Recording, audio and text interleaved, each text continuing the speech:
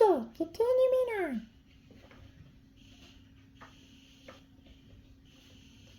An Indian trail curved right through the Ingleses' new farm, and Laura often saw Indians. Although the Ingleses did not know it, they had settled on land that belonged to the Osage Indians before they had been in the new house on the prairie. Sorry, lost my place. That's okay. Okay, let's see here. Before they had been in the new house on the prairie for a year, Pa said they would have to leave. So once more, Laura rode in the covered wagon with Pa and Ma, Mary, and a new baby sister, Carrie.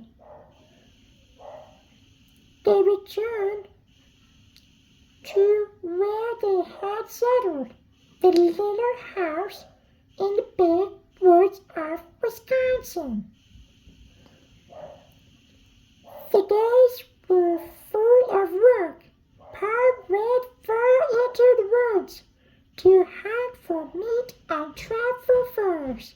Ma was always busy, and Mary and Laura helped to churn butter, sew quilts, wash dishes, and sweep the log floor. Laura's special job was to bring in chips from the wood pile.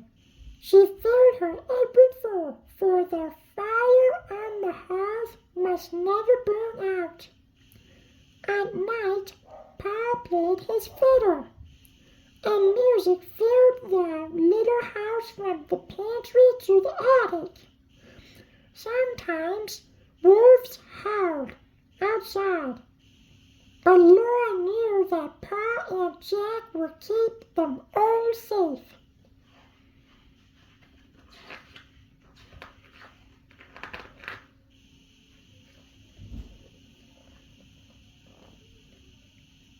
As Laura grew older, more and more settlers crowded into the big woods. Pa wanted to be where neighbors were not so close and wild animals roamed free.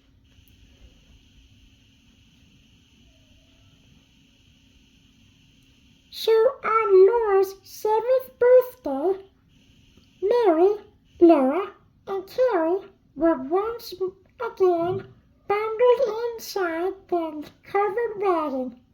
As they drove away, they saw their little log house for the last time.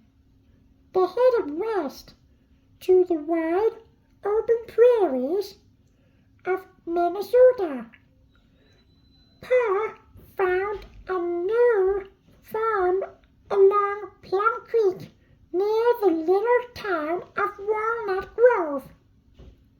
At first, they lived in a tiny one-room house that was hollowed into the bank of the creek. Its roof was made of sod. The same thick, tangled grass that grew on the prairie. The dugout was cool in the summer and snug in the winter, and the Ingleses lived in it until Pa built a wonderful new house made of sawn lumber. Nearby, he grew a field of golden wheat. All right.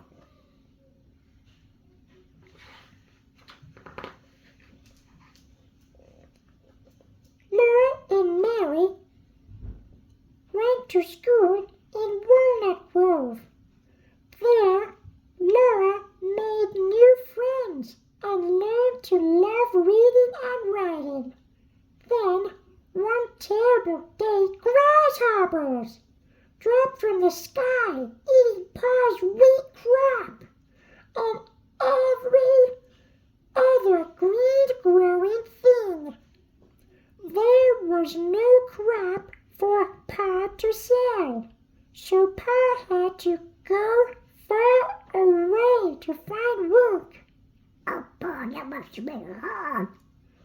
Yeah, Laura and Mary helped with the chores on the farm, and Ma taught the girls their lessons at home.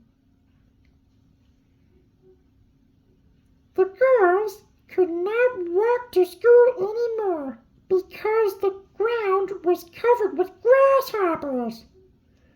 They were all very busy, but still the weeks and months without Pa were long and lonely. Pa finally came home, but he was restless in grasshopper country. Laura was not surprised when Pa told them they were going to move again. This time they were going to go to the town of Burr Oak, Iowa, to help run a hotel.